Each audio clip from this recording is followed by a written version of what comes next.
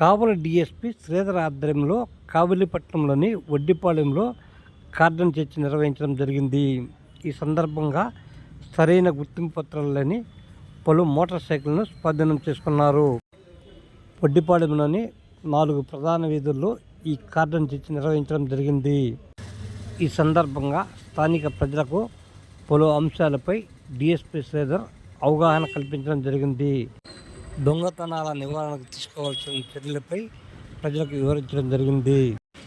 అలాగే ఎక్కడైనా గంజాయి విక్రయించినా తాగినా వారిపై కఠిన చర్యలు తప్పవని ఈ సందర్భంగా స్థానికులకు డీఎస్పీ హెచ్చరించారు. ఈ కార్యక్రమంలో కావలి 1వ పట్టణ సిఐ ఫిరోజ్, 2వ పట్టణ సిఐ గిరిబాబుతో పాటు పలువురు ఎస్ఐలు, పోలీసు సిబ్బంది ఈ కార్డన్ చర్చలో పాల్గొన్నారు.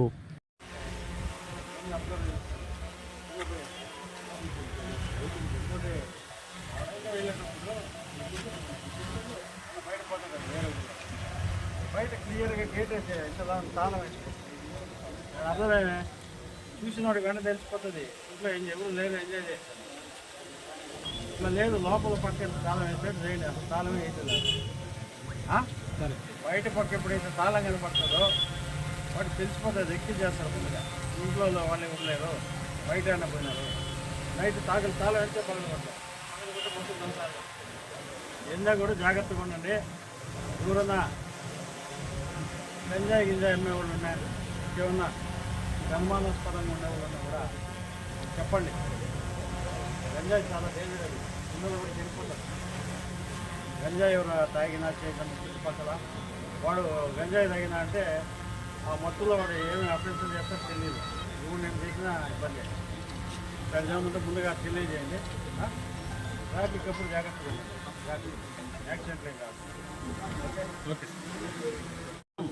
మన కావలి పట్టణం 1వ పట్టణ పోలీస్ స్టేషన్ పరిధిలో వడ్డిపాలెంలోనే 4 వీధుల్లో కూడా మన కావలి 1 టౌన్, 2 టౌన్ అండ్ రూరల్ పోలీసులు కార్డన్ అండ్ సెర్చ్ ఆపరేషన్ చేయడం జరిగింది. గ్యాస్ ఆపరేషన్ అంటాము. దీనిలో 2 సిఐలు, 4 ఎస్ఐలు, 25 మంది స్టాఫ్ కూడా పాల్గొనడం జరిగింది. ఈ సందర్భంగా మా వాళ్ళు ఇల్లు కూడా సెర్చ్ చేయడం జరిగింది.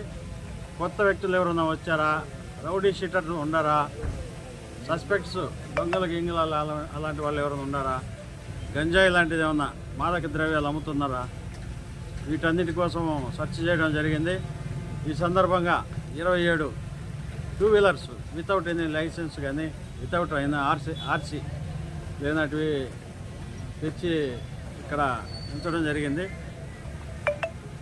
ఈ సందర్భంగా మన ప్రజలందరికీ కూడా ఈ లొకాలిటీలో ఉండే వాళ్ళకి ట్రాఫిక్ రూల్స్ గురించి, దొంగతనాలు జరగకుండా జాగ్రత్తల గురించి, ఈ నార్కోటిక్ డ్రగ్స్ వాటికి సంబంధించి కూడా అవేర్నెస్ చేయడం జరిగింది.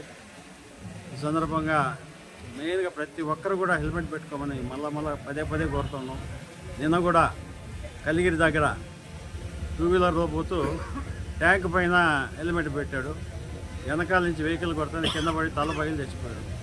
ఆ ట్యాంక్ పైన పెట్టిన హెల్మెట్ తల మీద పెట్టుకుంటే బతికేవాడు. ఈరోజు కూడా ఇంకొక అతను సెల్ఫ్ యాక్సిడెంట్, వేరే రాయిని గుద్దేసి సైడ్ పోయేసి కింద పడి చచ్చిపోయాడు, తల పగిలి. కాబట్టి ప్రతి ఒక్కరు కూడా హెల్మెట్ పెట్టుకోవాలని చెప్పేసి ప్రతి ఒక్కరిని కూడా కోరుకుంటూ ఉన్నాను. మన కావలి పట్టణంలో ఎలాంటి అనుమానాలు ఉన్నా కానీ, ఈ గంజాయి సంబంధించి కానీ, డ్రగ్స్కి సంబంధించి కానీ వివరాలు కానీ సీక్రెట్గా మాకు కానీ అందజేసి తగిన చర్యలు తీసుకుంటాము.